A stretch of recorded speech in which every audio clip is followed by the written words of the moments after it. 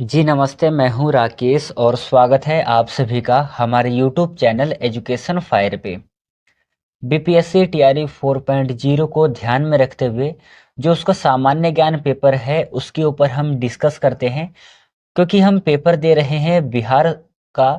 तो बेसिक सा बात है कि हमें बिहार के बारे में जानना चाहिए। आप जहाँ पर घूमने के लिए जाते हो, सबसे पहले आप उस स्टेट के बारे में जानकारी लेते हो कि क्या क्या चीज़ें हैं, उसकी विशेषता क्या है। ऐसे ही जब आप बिहार का पेपर दे रहे हो, बिहार का टीचर बनने वाले हो, तो आपको बिहार के विषय में थोड़ा सा जनरल नॉलेज आपको आनी चाहिए।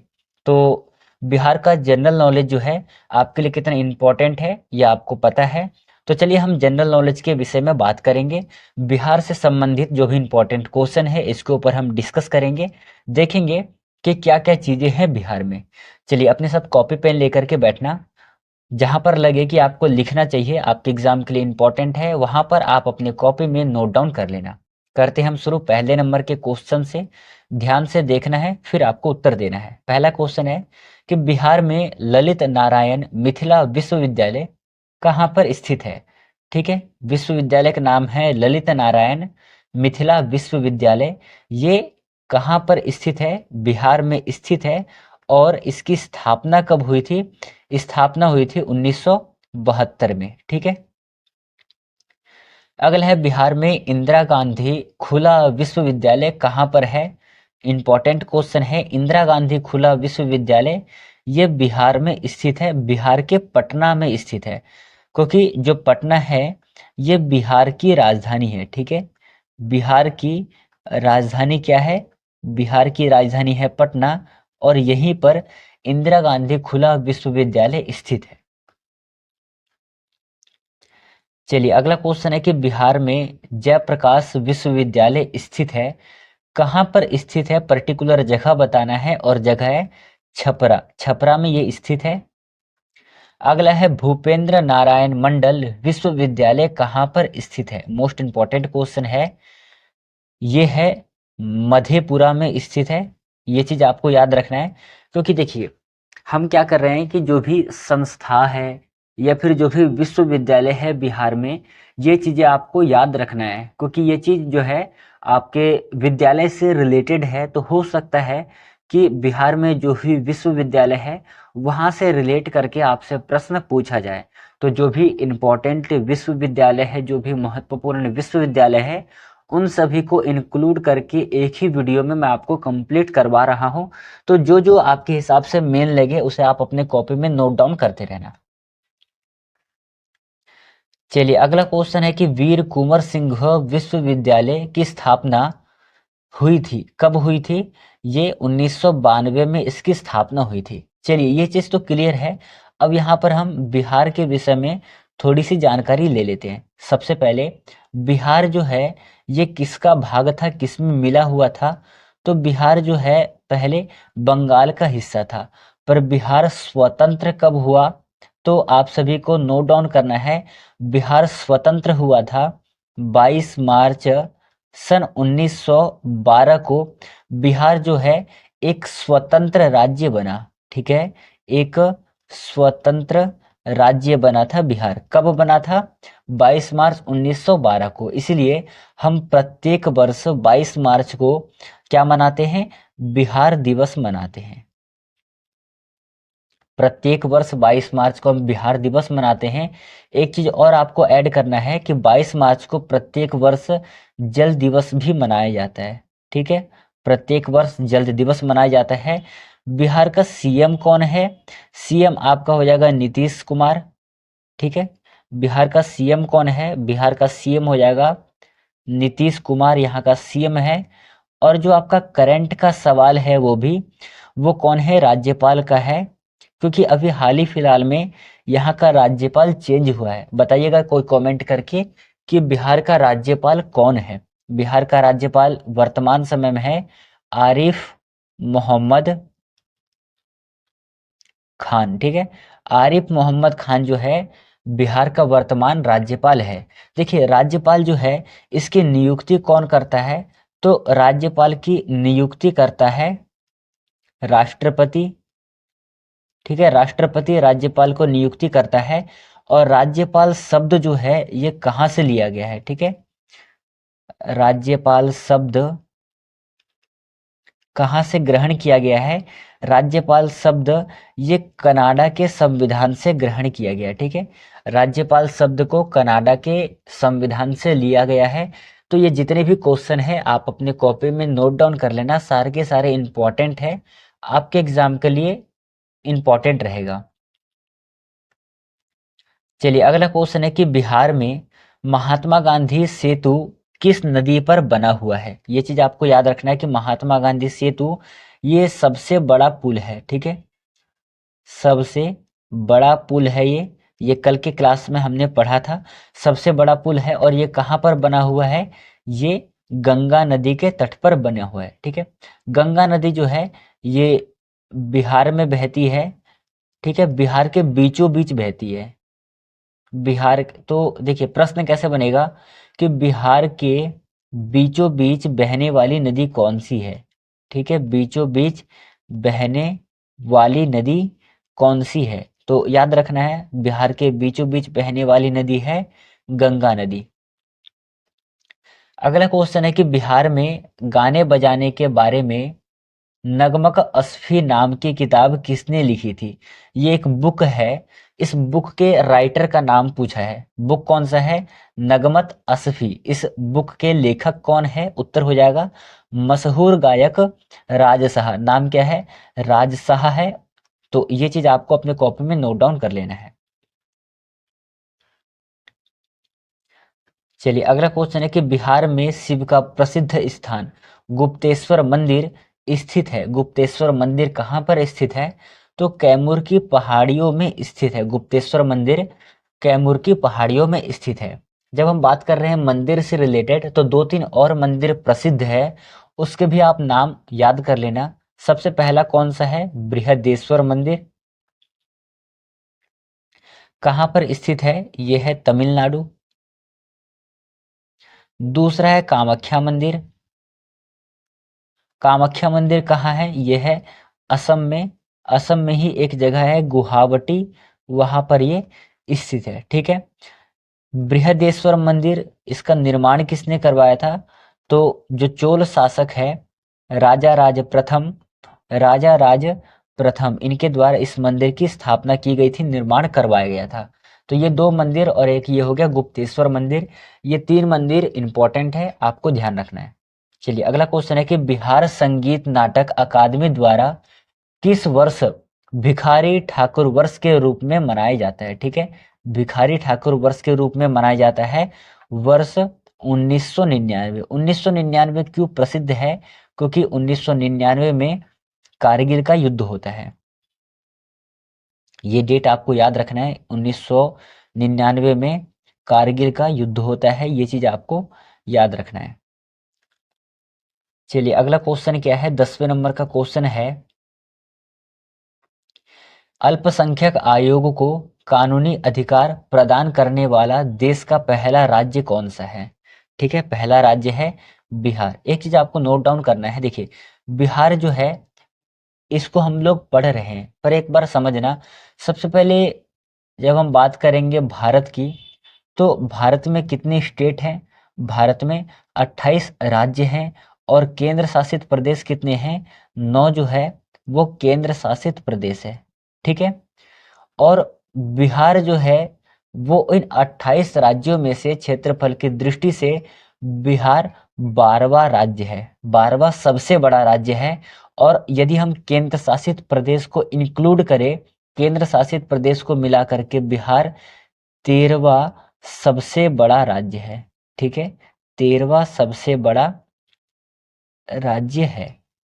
तो ये चीज आपको देखना है। यदि आपको केवल 28 राज्यों में से पूछे तो 12वां सबसे बड़ा राज्य है, और यदि केंद्र शासित प्रदेश यूनाइटेड टेरिटरी को मिलाकर के पूछे तो 13वां सबसे बड़ा राज्य है बिहार, ठीक है। तो ये चीज आपको यहाँ पर ध्यान रखना है। चलिए अगला क्वेश्चन सॉल्व करना। अगला क्वेश्चन है कि देश का सबसे बड़ा पशु मेला किस राज्य में लगता है? अच्छा ये क्वेश्चन रिपीट हो गया। हाँ ये देखना, किस देश का सबसे बड़ा पशु मेला किस राज्य में लगता है? बिहार में लगता है। कौन सा स्थान है? बिहार के सोनपुर में लगता है। ठीक है, तो ये चीज आपको याद रखना है। अच्छा, ये अगला ही क्वेश्चन है कि बिहार राज्य के किस स्थान पर देश का सबसे बड़ा पशु मेला लगता है? उत्तर आपका सोनपुर, और सोनपुर कहाँ पर है? सोनपुर है बिहार में। देखिए, बिहार जो है ये वास्तविक रूप में विहार नहीं था, इसे हम लोग पहले विहार कहते थे। विहार का मतलब क्या होता है? बिहार का मतलब होता है बौद्ध मठ। और विहार जो है बाद में जो तुर्की लोग थे, ठीक है, जिसे आप लोग टर्की कहते हो, तुर्की लोगों ने इस विहार को बिहार शब्द से संबोधित किया। तो बिहार का निर्माण कैसे हुआ, ये चीज आपको जानकारी रखनी है। इसके विषय में हमें जानकारी कहाँ से मिलती है? तो आपको एक बुक का नाम याद रखना है, तबकात ए नासरी। ठीक है, बुक का नाम क्या है? तबकात ए नासरी। नोट डाउन करना, तबकात ए नासिरी। इस किताब से जो है हमें बिहार के बारे में जानकारी मिलती है। 1203-4 में इस पुस्तक को लिखा गया था। किसके द्वारा? मिनहाज उस सिराज के द्वारा ये लिखा गया है। चलिए, अगला क्वेश्चन है कि देश के सर्वोच्च अलंकरण, ठीक है, भारत रत्न से सम्मानित उस्ताद बिस्मिल्लाह खां बिहार के किस जिले के निवासी थे? इंपॉर्टेंट क्वेश्चन है, ये बक्सर के निवासी थे। ठीक है,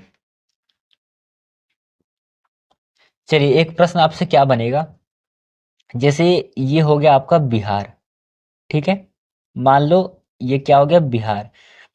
बिहार जो है तीन तीन राष्ट्रीय तीन राष्ट्रीय राज्य के साथ में अपनी सीमा साझा करता है और एक अंतर्राष्ट्रीय के साथ सीमा साझा करता है। जो अंतर्राष्ट्रीय देश है उसका नाम है नेपाल, इसके साथ में सीमा साझा करता है। कहाँ पर? नॉर्थ में। ईस्ट में जो है, ईस्ट में पश्चिम बंगाल के साथ ये अपना सीमा साझा करता है। साउथ में जो है, साउथ में झारखंड के साथ में सीमा साझा करता है। और इधर वेस्ट में ये उत्तर प्रदेश के साथ में सीमा साझा करता है। ठीक है, अब देखना जो बक्सर है, बक्सर का जो सीमा है, ये बक्सर जो झारखंड है, झारखंड के साथ 8 जिला साझा करता है। 8 जिला साझा करता है। ठीक है, 8 जिला साझा करता है। इसमें से जो बक्सर है, बक्सर किससे स्पर्श करता है? कौन से सीमा रेखा से? तो झारखंड के सीमा रेखा से स्पर्श करता है बक्सर जिला। तो ये चीज आपको याद रखना है। ठीक है, चलिए अगला क्वेश्चन है, बिहार राज्य में शिक्षा के प्रचार के लिए किस वर्ष को विद्यालयों में नामांकन वर्ष के रूप में मानते हैं? सही उत्तर है वर्ष 2002। अगला क्वेश्चन है कि बिहार की किस महाजनपद मगध की राजधानी कहाँ पर थी? ठीक है, तो सीधे तौर पर पूछ रहा है कि जो मगध है, मगध की राजधानी कहाँ पर थी? तो राजगृह जो है मगध की राजधानी थी। ठीक है, चलिए एक बार यहाँ पर डिटेल रूप में थोड़ा सा समझना। एक बार मैं आपको समझाना चाहता हूँ डिटेल रूप में। देखिए, जो मगध जनपद है, मगध जनपद पर टोटल 32 राजाओं ने शासन किया। ठीक है, कितने राजाओं ने? 32 राजाओं ने शासन किया।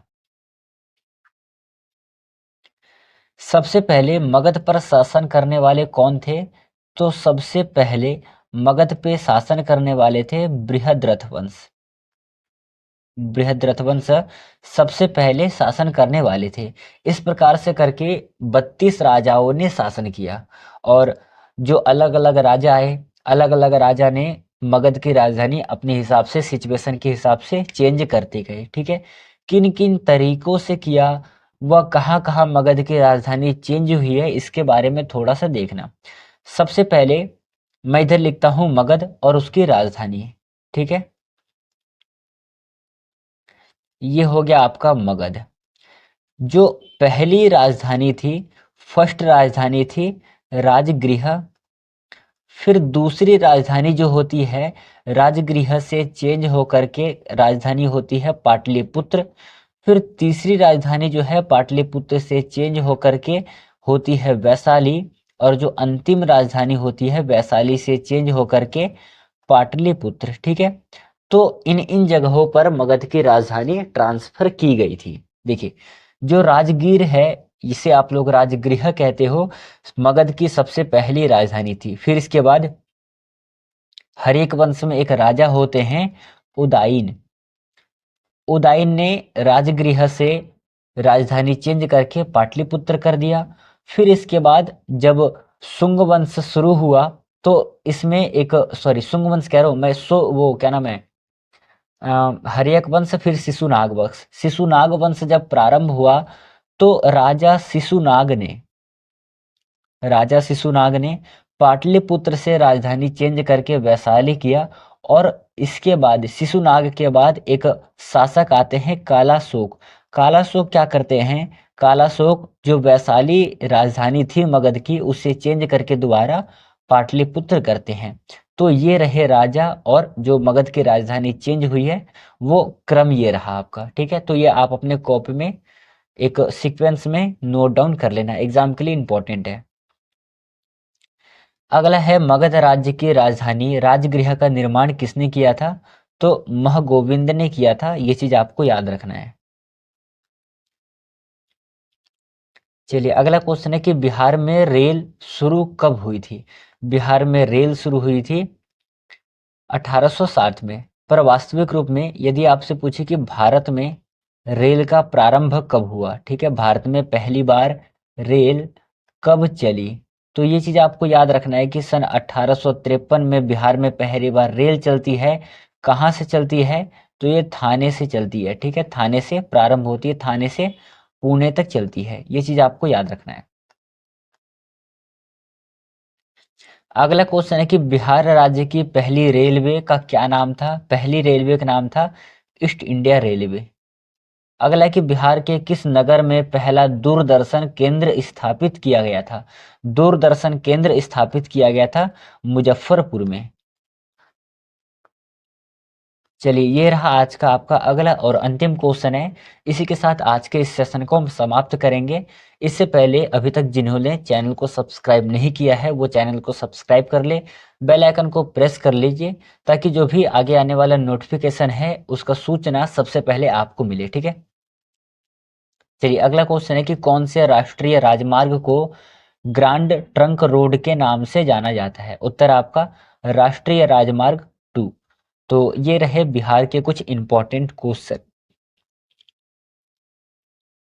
डेली जो है हम इस चैनल पर बिहार सामान्य ज्ञान से रिलेटेड, बिहार सामान्य ज्ञान से रिलेटेड जो भी इंपॉर्टेंट क्वेश्चन हो सकते हैं उनके ऊपर डिस्कस करते हैं, क्योंकि बिहार सामान्य ज्ञान आपके एग्जाम के लिए इंपॉर्टेंट है। हम तैयारी करते हैं बीपीएससी टीआरई 4.0 को ध्यान में रखते हुए हम ये सेशन की तैयारी कर रहे हैं। तो जितने भी भाई बहन चैनल से जुड़े हैं, अच्छी बात है। जो नहीं, जिसको नहीं पता है, आप लिंक शेयर कर दीजिए, आप हमारे चैनल से जुड़िए, आपके लिए काफ़ी ज़्यादा इंपॉर्टेंट होगा। ठीक है, चलिए, आज के सेशन को हम यहीं पे समाप्त करेंगे। मिलेंगे कल के सेशन में, तब तक के लिए धन्यवाद। जय हिंद साथियों, ध्यान रखना अपना।